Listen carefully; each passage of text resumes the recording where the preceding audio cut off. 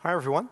Thank you for coming. I'm going to be talking about my own dumb prototypes, I think, today, as a way of kind of getting into AI user experience.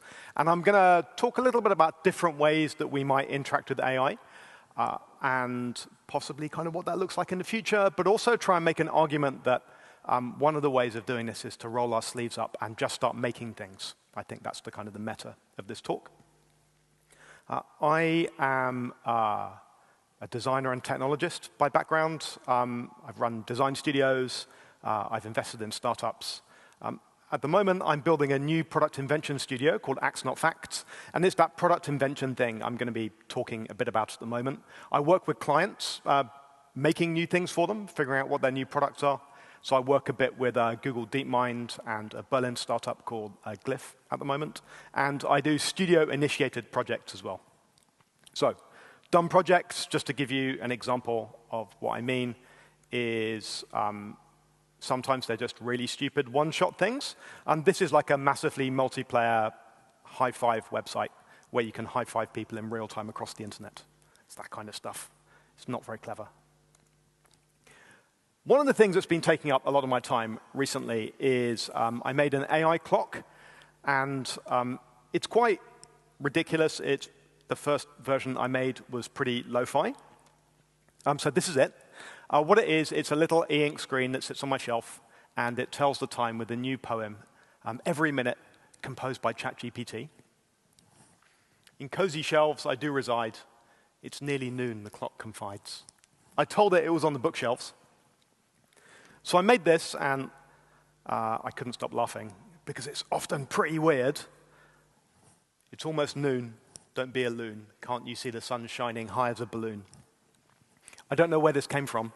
I asked it to be imaginative and profound. So this is the squish side of things. And it's interesting, actually, kind of where this came from, right? Because this wasn't kind of, I didn't wake up one morning and go like, oh, I want to make an AI-powered clock and put it on my shelf. What happened was I was working on a proof of concept with a client on some executive coaching software. This is kind of at the beginning of 23. And the way it would work is there would be a coach's assistant that would live in your pocket, and we needed to have kind of WhatsApp and a backend server to kind of like deal with all the data about who's using it, and then like OpenAI at the back, right? And the first thing I like to do when I'm making a prototype is make end-to-end, just kind of prove all those different bits are working. And that's kind of a tricky thing, right? You can kind of prove that a client and server is working by just doing something. You type something in on the front end, and it bounces it back, and the string is reversed or something. And you're like, oh, OK, that's kind of working. But when I was showing this to the client, I was, how am I going to prove that I'm not just kind of type something into WhatsApp, it's hitting our servers and coming back again, but it's actually hitting OpenAI. There's like some actual AI going on. So I thought, OK, what I'll do is I'll make it generate a poem given the current time. And it's a bit of like a proof of life, right? Like I'm proving the entire system is working. And so this was my kind of demo for this thing I was building for this company, Austin. So I had this thing just kind of running, and then I came downstairs one morning, and I had an e-ink clock on my shelf anyway, word clock. And I was like, I wonder, could I put this on that? And that took 20 minutes, and then I started sharing pictures on Twitter. And it kind of went from there. Because it is like quite good, right? It's like quite weird to have this rhyming device on my shelves. As the clock strikes 11:42, I rhyme the time as I always do. So you have this problem that we call hallucinations sometimes with AI, which you would think for a clock is maybe not a great attribute, but I like to think about this as like charm, right? It's one of the things which makes it fun to have. And it kind of went a bit wild, so the New York Times picked it up. It went viral on Twitter and then started hitting the media. So that was quite nice being in the mainstream media. It went viral in India, which was quite exciting. The Hindustan Times was like nicely skeptical. Man claims his AI clock generates a new poem every minute. I think we should all have this kind of like, cautious skepticism about everything we read online, by the way. Couple more. As the clock strikes 1:34, embrace this moment. treasure it more. It's got this kind of like mini LinkedIn influencer vibe, right? 11:51, time to be bold. Minutes tick by, stories untold. And despite the simplicity of this prototype, it then starts making me ask questions, right? ChatGPT has a vibe. I didn't put into the prompt for this, like, tell me to go out and achieve my dreams, or today's the day you're going to get it done, or go out and do that thing. That's just kind of implicit in ChatGPT itself. There is something about the reinforcement learning that is giving it some character of like get up and go, or like go and achieve that thing, or whatever I ask, just go and like make it happen. And you're like, where does that come from? And does it matter? I think it does matter, right? Because people are using ChatGPT at McKinsey to like write strategy decks, and in government to write memos for ministers, and it's going to have this kind of like this vibe of like achieve something, do something, this kind of bias towards action, very Californian, where the appropriate thing might be, well, why not just like take a step back and think about it? And that's not the vibe that ChatGPT has. And so I think one of the things that my clock tells me is how do we interrogate vibe a bit more? How do we talk about it? Should we be having ways of like discussing personality, and so on and so forth? So out of dumb prototypes comes interesting illustrations of things we should be looking at. Anyway, back to the story. So the clock went reasonably popular and went viral, and like long story short, I thought I'm going to have to get this thing manufactured. So this is a render of the new version of the clock, designed by an industrial design studio in London called Approach, and put it on Kickstarter earlier this year and got funded back in March. So a lot of my mornings now are spent kind of chatting to manufacturers in China on WeChat and arguing about like kind of what shape the PCB should be, or how high the riser is for the USB-C power supply, like those kind of things. Hardware is a very weird thing to do, by the way, but that's maybe a conversation for the break. So it did, that did okay as well. Like people were very, very supportive in the media about this thing, but I have to say, the fact that it kind of makes up the time also became a bit of a thing as well. Like a lot of the media coverage was rhyming AI-powered clocks sometimes lies about the time, makes up words. There was a bit of a pile-on Blue Sky. I can't go back there again. And then it becomes kind of like, right, how do you squash out these hallucinations? And that becomes kind of an interesting story. So now I have a kind of a test bed to learn about LLM-powered generation in a kind of a real-life situation. And the evolution of the way the clock works on the inside works a bit like this. So originally, I was generating poems every minute from a prompt, which was basically like, be imaginative and profound. Here's the time.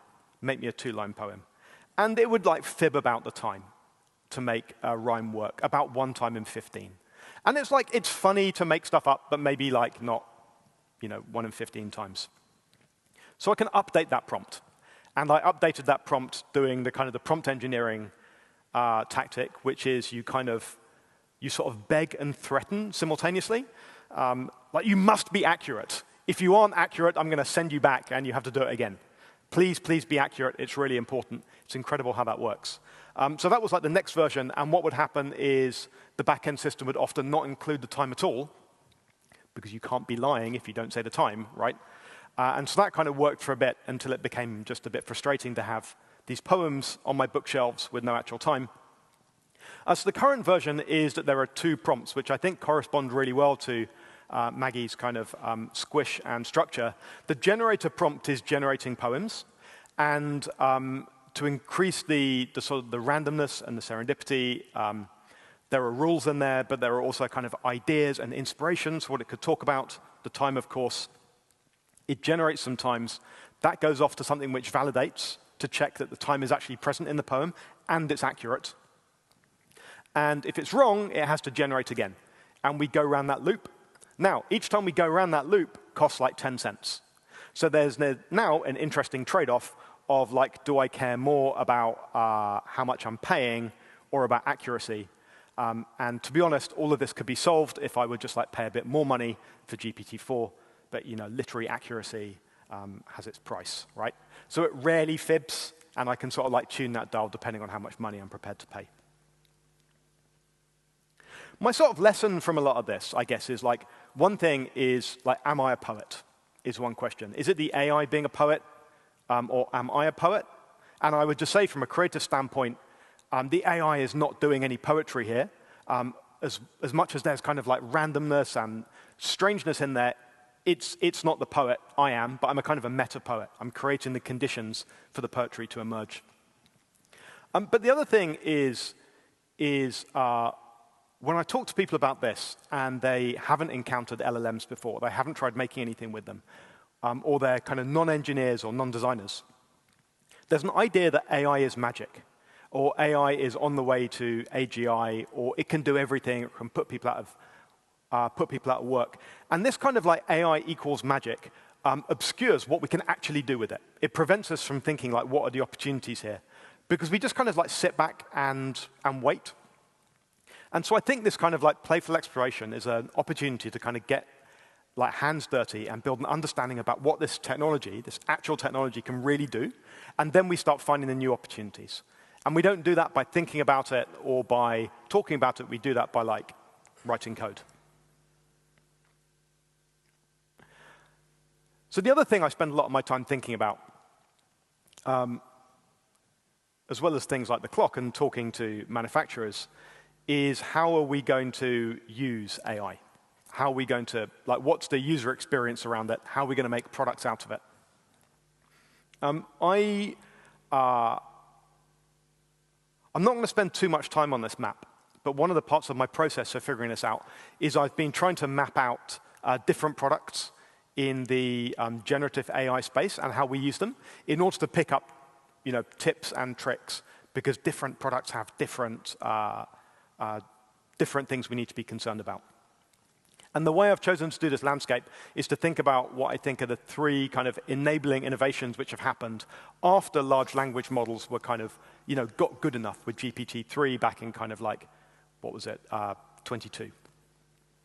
I think the first is just a large context window. So instead of a large language model just kind of auto-completing after a few sentences, can it take in paragraphs and paragraphs of text? Can you put that in dynamically? That's called RAG, or retrieval augmented generation. But basically, it's kind of like, is the LLM good at generating text after 1,000 or 2,000 words? The second kind of enabling improvement in this technology is structured generation. So can we use the LLM to generate JSON, for example, or generate key value pairs? And there's multiple ways of doing this. Like, the easiest way is just to go, please make JSON, and hope, send it back if it's not true. There are other new techniques where you can manipulate the probability of the tokens coming out of the LLM to guarantee that you get JSON that corresponds to a particular type, for example. So structured generation. And then also, is it real time? Real time is important because when you have real time systems, that allows for interactivity as opposed to kind of batch processing. And when these technologies started coming about, we start being able to map out like the first generation of AI tools. We see them being used to generate copy and assets, images. Search was a kind of a first generation, came along very quickly. Web scraping was really my first encounter with using JSON coming out of LLMs. I found that web scraping tasks that used to take me like 4 days suddenly dropped down to like 20 minutes. Talk to a PDF was kind of a common feature, and chat sort of emerged. And that was kind of like the first generation of applications that we saw. Now, there is a whole landscape of apps that are enabled by LLMs, things which are more like tools, things which are more like agents. Copilots are in there as well. And I'm not going to like dig into this a lot, but really just to kind of say that different applications fall at different places on this landscape, and there are different concerns in different places. So for example, in the workflow tools, you kind of want transparency, collaboration, and determinism. For agents, you probably want more things like visibility and the ability to correct when an autonomous system is going off the rails. For chat, we probably want to be able to like deal more with character. And for the interactive tools, being able to like sculpt like clay, a bit more like Photoshop, is going to be important. I want to just kind of talk about my experiments in 2 places and show another example. In another version of this talk, I would make it much easier for myself by showing some of the best demos out at the moment, which are done by the TL Draw team. But because Steve is here, you'll just have to go and see his talk instead. And that means there were, I've had to like cut a whole bunch of the really good slides from my presentation because he should really show them instead.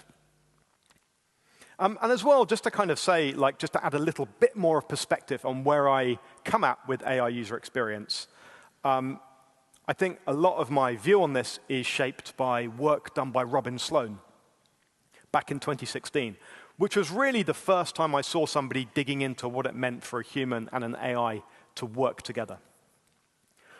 So what Robin did, so Robin, by the way, is a New York Times best-selling author. He writes speculative fiction. He sort of popularized sourdough, weirdly, with a kind of a novel about a sentient sourdough starter, which was awesome. His new book, Moonbound, is just out. He's also a media designer and a technologist. And what he did back in 2016 was he took an entire corpus of golden age science fiction short stories from sort of like mid-20th century. He fed them into a neural network, and he bound that into his text editor so that auto-completed sci-fi shorts would come up whenever he was writing a sentence, and he could like tab autocomplete. So the rings of Saturn glittered wildly, AI thinks. 2 men looked at each other. And he can decide whether to accept that or move on. And what was great about this is that he is a technologist and an author, right? He's a professional writer. And nobody had done anything quite like this before. So the question is, like, how did he feel about it? And he wrote a great essay. It's a short essay, but how this worked, but also kind of how he used it in his practice. And what he realized was that he never accepted the results that the AI gave him. He took them as inspiration. He bounced off them. He said, I'm going to do something else instead. He would be like, oh, that's an interesting word. I'll kind of incorporate that. But it would take his mind and his fingers in new directions. The animating ideas here are augmentation, partnership, call and response. So he realized very, very early that working with AI is not about automation or not about doing our jobs for us, but about kind of working together, augmenting our work, and together we go in kind of new directions. So this kind of idea of AI as collaboration, not AI as kind of like autocomplete or automation, is the direction I sort of take everything.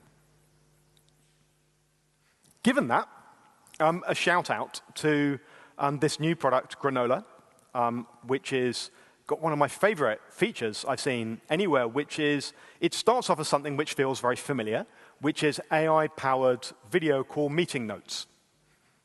Sits in your meetings, does a transcription, gives you meeting notes. There are quite a lot of these things on the market, right? I've tried a lot of them. They're all terrible. Granola does something really clever. While you're on your meeting, you take notes which are really scrappy, which is what's on the left. Those are used as a kind of a prompt to the AI, a kind of a focusing. These are the things that were salient to me. And then it uses the call transcription to bulk those out into notes that you can kind of come back to. And this is incredibly clever. This is what I mean by AI user experience, because it's the perfect kind of like working in harmony. The AI does the kind of the stenography work. The human does the salience, what is important to me. The two together do something which means I can pay more attention to the call. So I'm always kind of watching out for these kind of moments. Now, let me take a jump over to agents, to the right-hand side of that triangle. I'm going to make a bit of a pitch for agents at the moment, because I think we're kind of sitting on how powerful they are. Or when we see agents, we kind of think they must be magical or really, really hard to build. What I mean by an agent is it's a AI interaction, like a kind of something that feels a bit like a chat interaction, but it can use tools, basically functions that the agent runtime can go out and do for you. So to investigate this, I built a very simple prototype called Larry's. It's a smart home simulation with an agent that lets me control my smart home. Because I just kind of wanted to see, even with a really simple agent, what can it do like what is it kind of capable of? OK, what are we looking at here? On the left-hand side is a simulation of my smart home.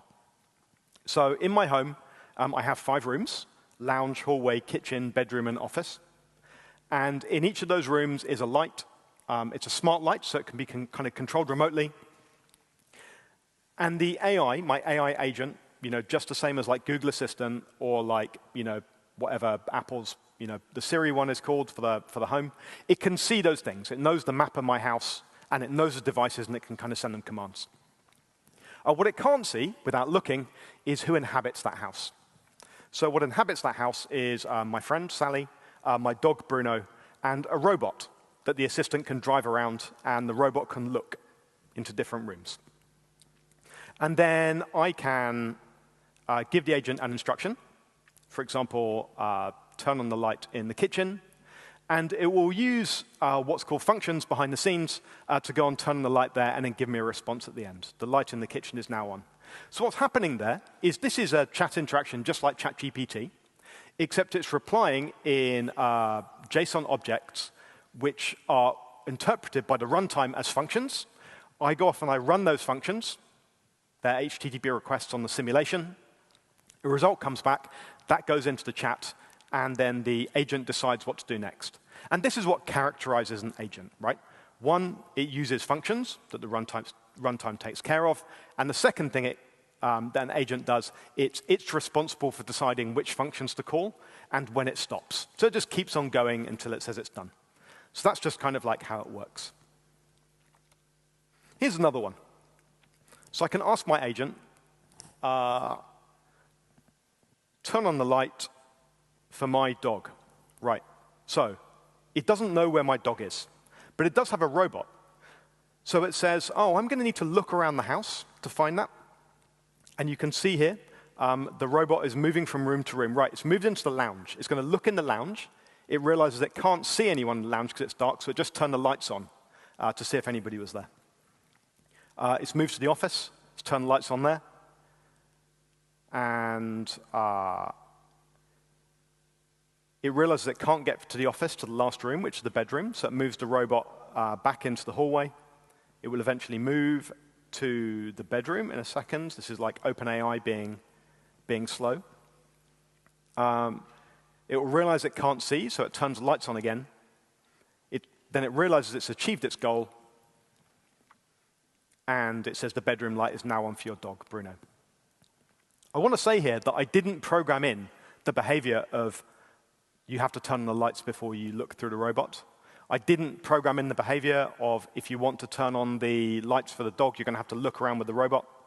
It figured out that kind of basic reasoning is there already. And there's almost nothing in the prompt.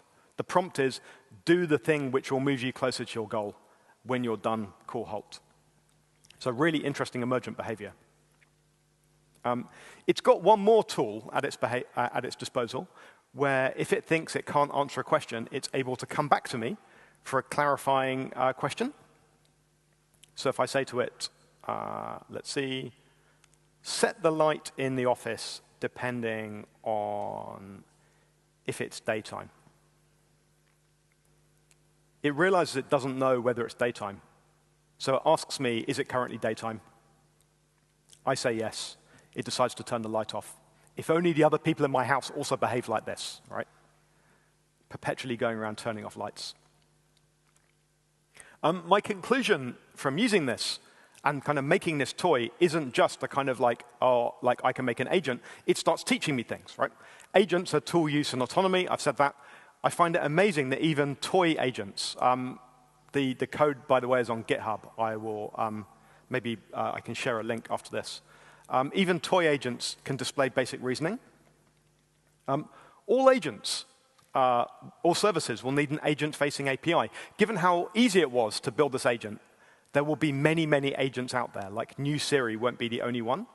And people will want to use them to interact with kind of like grocery ordering software or like buying books or booking holidays. What is the API which agents use? And how will agents discover those APIs? And then there are some questions like, as a user, my agent is going out buying some books or booking a holiday, how can I tell it's like not booking the most expensive flight? Or how can I tell exactly what it's doing? It's not going to go and start asking people to do random things to achieve its goals. And people are still working on these, and it's really good to kind of look for good solutions. So this is another application called Minion, just launched recently. And they have an assistant which can run functions that runs on your phone. The clever thing they do is this AI assistant is basically driving a browser on your behalf, and they use iOS's picture-in-picture function to show its kind of internal state as it's running, which is a lovely kind of bit of transparency and legibility for what it's doing. The meta of this is something that Maggie said about affordances.